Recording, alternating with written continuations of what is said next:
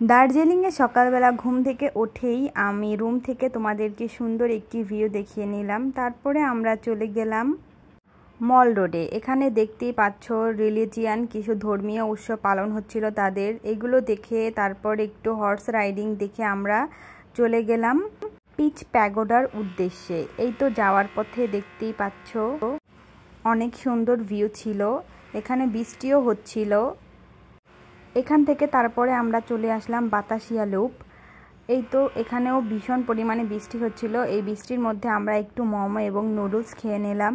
তারপরে আমরা চলে যাচ্ছি রক গার্ডেনের উদ্দেশ্যে। এই তো যাওয়ার পথে অসম্ভব সুন্দর ভিউ দেখতে পাচ্ছ তোমরা। এখানে পৌঁছে আমরা দেখতে পেলাম সুন্দর অনেক ঝর্ণা, ঝর্ণার শব্দগুলো কিন্তু ভীষণ সুন্দর ছিল, যেটা আমি তোমাদেরকে শুনিয়ে দিচ্ছি।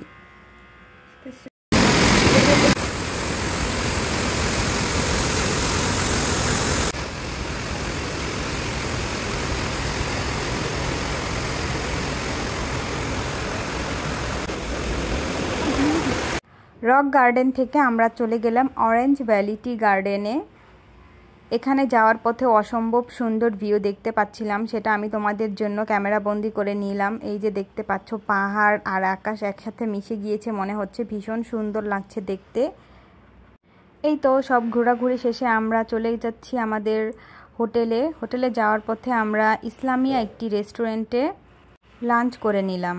এখানে সব বাঙালি খাবার পাওয়া যাচ্ছিল। এই তো আমরা বিরিয়ানি নিয়ে নিলাম, তারপরে ভাত।